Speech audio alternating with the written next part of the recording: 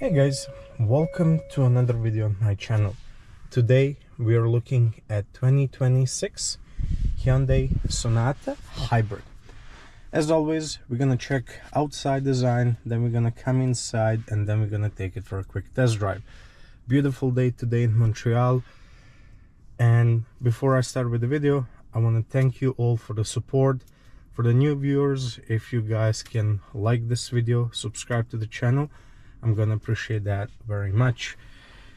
Let's put on the hazard lights. Our LED lights are on, and let's check the outside design first. It's a little bit windy, so I do hope it's not gonna impede sound quality that much. So coming to the front, I like what the Hyundai did with this design. Looking at the front, we have a big grille, and as you can see, this is a dark gray color with some silver accenting around the car. We have LED headlights, LED high beams, LED daytime running lights, and LED turn signals. We also do get this LED bar that goes across the entire front end, and at night it looks really good. Moving to the side, we have 17-inch alloy wheels. These tires are 215, 55, 17, and these are Kumo Solus TA31 all-season tires. We also do get our turn signals here on the side, so not on the mirrors but on the side there.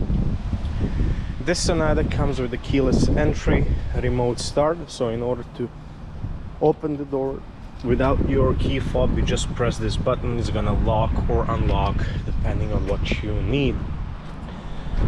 As you can see, it's a fairly long sedan.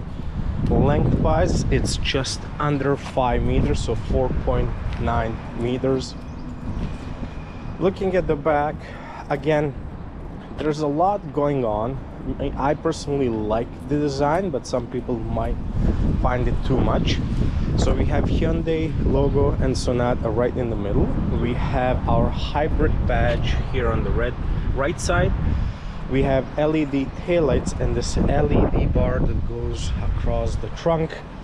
Again, for me, it looks really nice, and especially this LED bar is gonna look really nice at night. Let's check the trunk space. So being so long, you get a lot of space here, and the back seats, they also fold in 40-60 ratio. Underneath here you have more storage, so no spare tire here, but you do have your repair tire kit.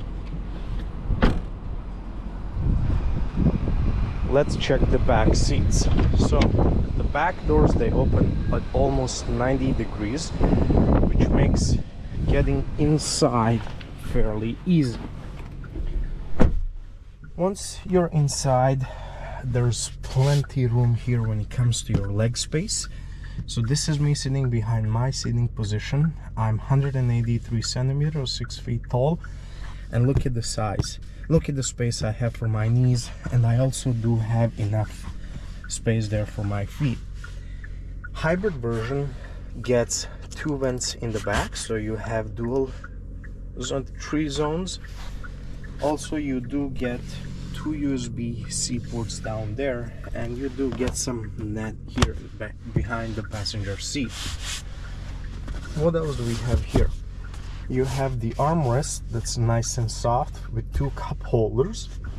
And now looking at the space, having 2 adults here, they'll have plenty of room. When it comes having 3 adults, I mean, this bench is wide enough, this middle seat is wide enough, and there's not a big hump here. So having 3 adults here in the back, I don't see why not. Maybe not for a long trips, but something like up to an hour and a half with ease. We also do have panoramic sunroof, and this side of the roof kind of slopes down. So when it comes to the headspace, I have about 1 inch of head clearance, so anyone taller than I don't know, 185, 186 centimeters, might find headspace to be challenging. But other than that, this back seats, they're really comfortable, and your passengers in the back will absolutely love it. Back windows, you'll have to hold the button in order to open them down or, you know, close them. And as you can see, they don't go all the way down, so there's this small hump here, but nothing crazy. Let's close them up and let's check how it is to sit in the driver's side. Let's start looking at these seats. So both front seats, so driver's side seat and passenger seat, are power adjustable. Leathered seats, really nice quality seats. Front seats are heated but also ventilated, which is really good. And then when it comes to the driver's seat, you have memory settings. So you have 2 memory settings, which is pretty cool. Okay, when it comes to the build quality in this car is really good. I mean, it's not perfect, but considering the price, I find this build quality here to be really nice. You have 3-tone color, so you have black, you have gray, and then you have white for your roof. And I like it because it gives this space, it kind of feels bigger than it is. Glove box, decent glove box here, really deep. You have your sun visors with a mirror and a light here if you want it. Let's open the panoramic sunroof to get a little bit more light here. I'm gonna actually close the window, but leave that shade open. Moving to the central console here, 12.3-inch display, Apple CarPlay and Android Auto wireless. Moving down, we have some physical buttons here so you can control your screen. When it comes to the AC controls, they're touch buttons with 2 knobs here that you can adjust the temperature. 2 USB-C ports down below with a 12-volt socket. Decent area here for the storage. You can leave your phone, your wallet. Some storage area here where you can put your keys. 2 cup holders. Deep central console. And this armrest, nice and soft, and I really like this extension. So when you put your hand, when you're driving, your whole hand rests on it, which is super cool. Steering wheel, leather steering wheel that's heated. You have your controls on the steering wheel. On the left side, you can control this 4.2-inch display in the middle, and on the right side you can control your music, your volume, change the track. We also do get pedal shifter. Your gear selector is right here, and on the side here we have some buttons. So you have your parking brake, open the trunk, traction control on and off, and front windows. With one click they'll go all the way down or all the way up. And again, as I said, you have 2 memory seat settings. Overall, a really nice car interior to be in. I like it. I love what the Hyundai did with this. One thing I do not like is this screen in front of me. I wish they went with the 12.3-inch display instead of this 4.2 infotainment information display in front of you. That kind of reduces the, you know, how this design and interior feels. And if you want to see what it can look like, you can check the video on 2025 Hyundai Tucson, the one that I own, and you can see how it should look like, in my opinion. Okay, with all that out of the way, let me set up the camera and let's take it for a quick test drive. Okay, I'm all set now. Before I start driving, let me tell you a fun fact. If you watch or if you follow my channel, you know that my daily driver is 2025 Hyundai Tucson. Fun fact is, when I went to the dealership, I went to look at Sonata and I was thinking that this is the car I'm gonna take.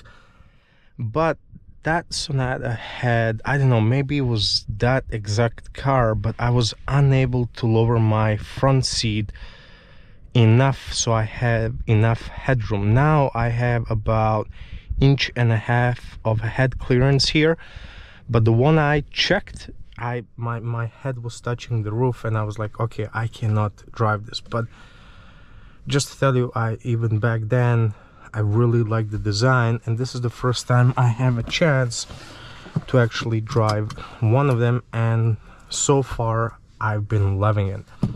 Now let's put it in reverse. Your backup camera will come out, high resolution camera with active guidelines. Not much to say here, it will do a really good job.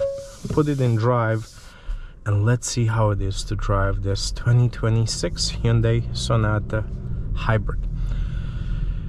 Let's talk about the pricing. So for the 2026 model, you have 3 trims. You have preferred, trend, all-wheel drive, so that one is not hybrid, and the MSRP for that one is 36,099 Canadian dollars. If you opt for the hybrid, you'll have to pay $100 more on the MSRP price. And then you have the N-Line. For the N-Line, you'll have to pay $4,500 more, and it comes to $40,699. Only preferred trim, non-hybrid, is all-wheel drive. Hybrid version and N-Line both are front-wheel drive. Let's talk about hybrid. 2-liter 4-cylinder engine. You also do get a battery that sits right around this area here. 38 kilowatt engine. And so sorry, let me go back. So you do get the electric motor, small one, nothing big, so it's not a plug-in. It sits right here and it's 38 kilowatt motor. In the back you have your battery. It's 1.62 kilowatt hour battery, and all of that is paired with 6-speed automatic gearbox, and then non-hybrid version comes with 2.5 liter and 8-speed automatic.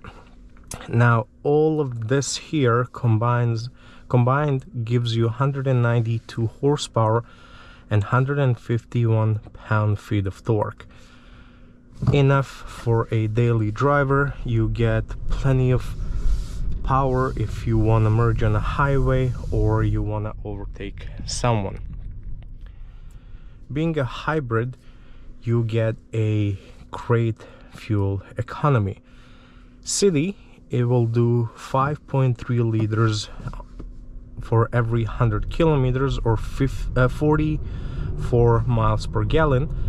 Highway goes down to 4.6 liters per 100 kilometers, or 51 miles per gallon, and your tank size is 50 liters or 13 gallons, and it will take a regular unleaded fuel.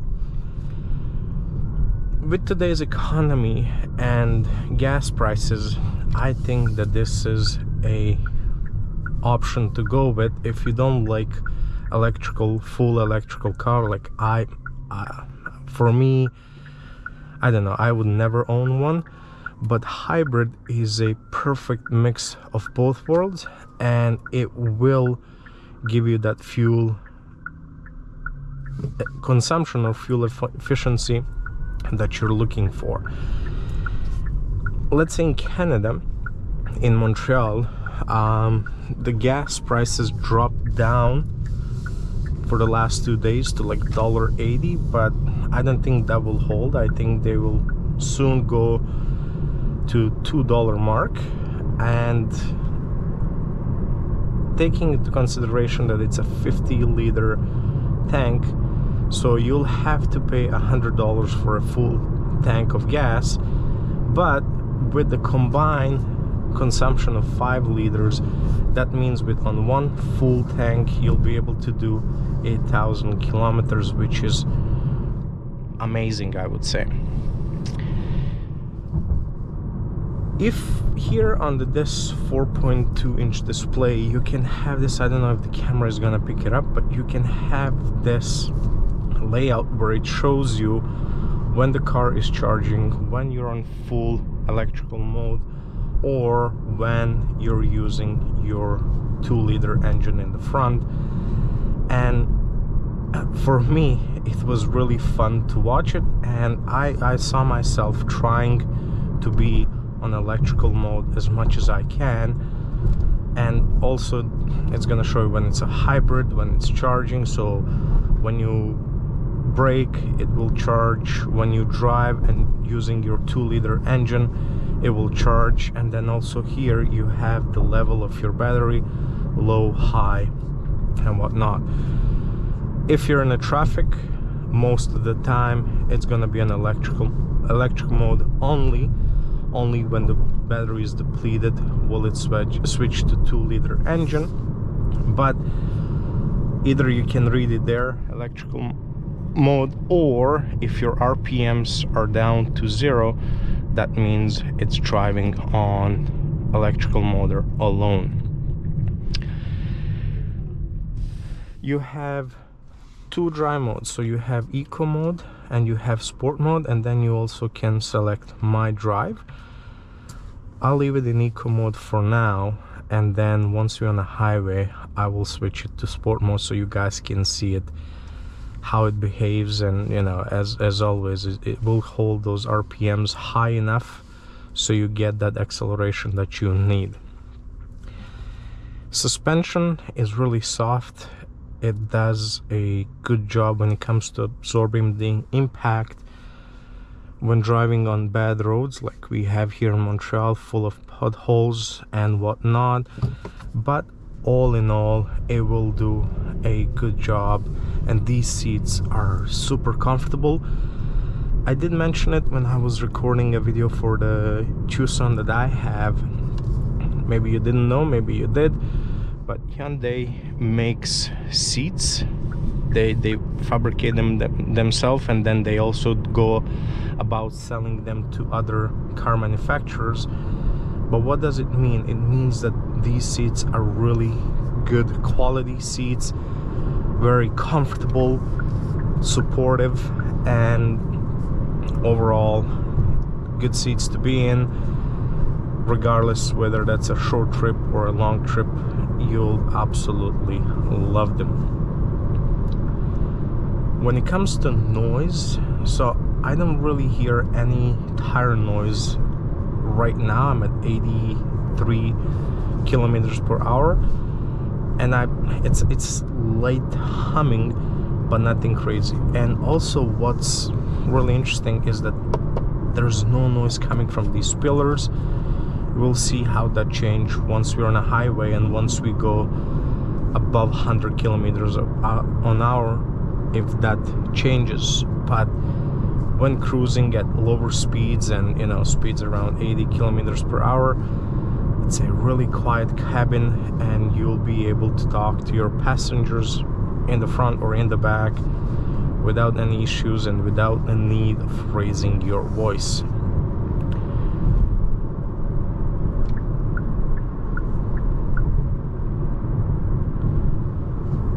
System here works good. I haven't had any issues with my 2025 Tucson, so I don't see you guys, if you offer this car, having any issues with the, you know, Apple CarPlay or Android Auto. One thing that, thank God, I didn't experience, but if it is anything like my Tucson, then one thing I won't like is the safety features that you do get in this car. So it has all the bells and whistles. You have your blind spot monitoring system, you have lane keep assist, you have front collision warning and braking, you have rear collision warning and braking as well. But The only thing I keep on in my Tucson is the blind spot monitoring system.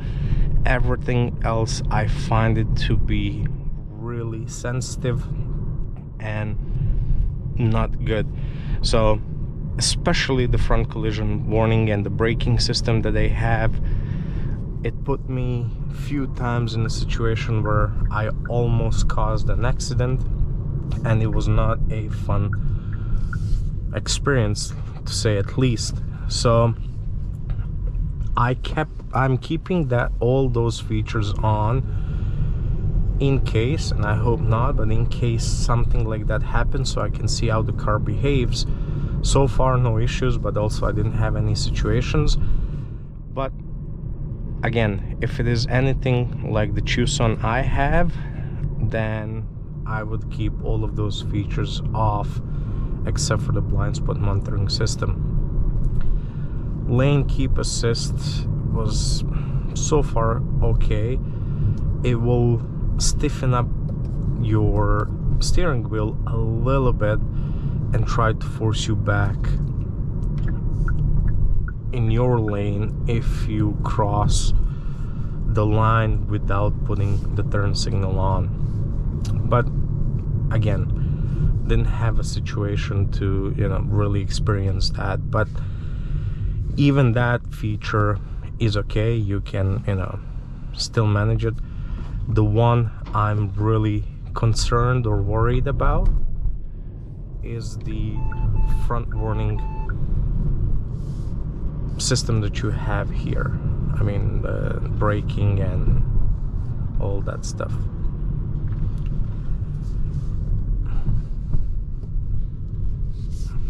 Okay, I'm close to the highway, so let me put it in sport mode. One thing when driving last night in the sport mode, different to the eco mode, when you lift your foot from the gas, it will have this abrupt braking. But let's see, that was something that was happening only last night. Let's see if it's gonna happen today as well.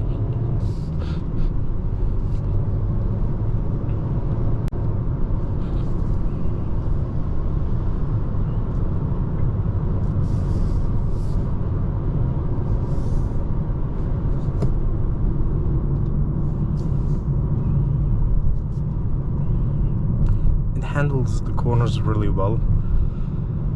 It sits flush when cornering, which is really good. There is no body roll, even though you wouldn't expect it. Being a sedan, it still handles really well.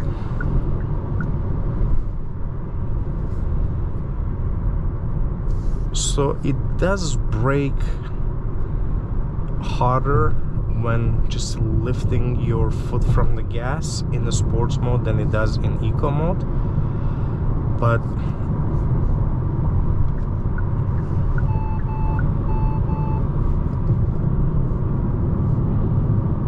okay, that's acceleration is okay, nothing special. But again, if you're looking for a speed, acceleration and all that stuff, you should take a look at the N-Line. That's one of the cars that I would like to test, but I don't know if I'm going to be able to get my hands on it. But the N-Line comes with 315 horsepower, which is really good. I mean, really good numbers that I would like to test. When you go above 100 kilometers an hour, the road noise coming from these tires will increase, and there is some slight noise coming from these pillars, but nothing crazy. So even on highway speeds and everything, it's still a fairly quiet cabin to be in, and you'll have no issues talking to your passengers in the car that are with you.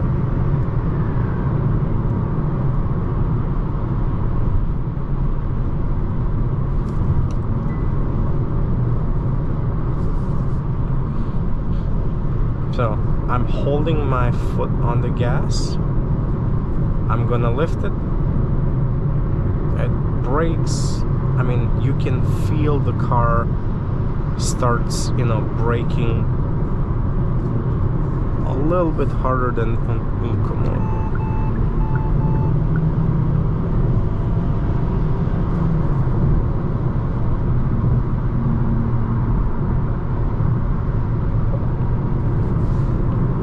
Okay,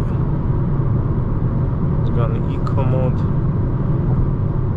and now cruising at 107 kilometers an hour. Your full electric mode. You can see 0 RPMs, and also here it says electric mode.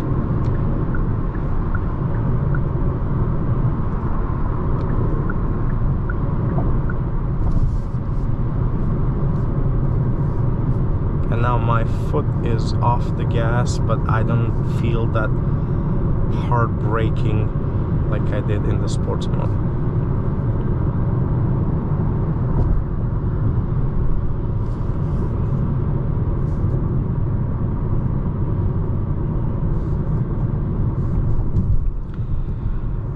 Let's talk about the competitors. So you have cars like Camry, Accord,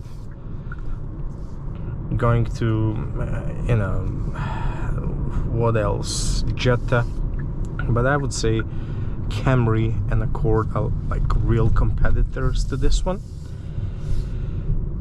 When it comes to design, I like the Sonata.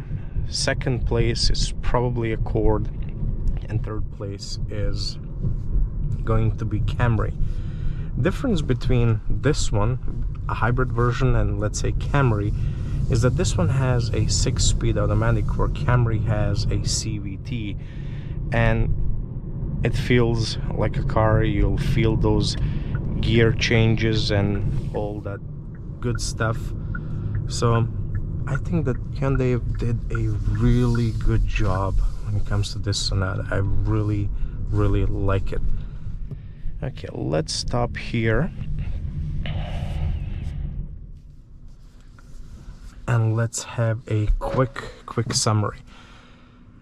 Great design on the outside, great design on the inside. The only thing I would change is this screen in front of me. Great seats, lots of room, great fuel economy considering that it's a hybrid. Smooth, soft, quiet, so all the things that you would be looking when buying a daily driver. And the pricing, again, 36,199 Canadian dollars, the MSRP. With the taxes and everything, you're looking at just under $40,000 for a brand new Hyundai Sonata 2026 Hybrid. Let me know what you think about this car. Comments down below. Like the video, subscribe to the channel, and I will see you in another video. Thank you very much and have a great day.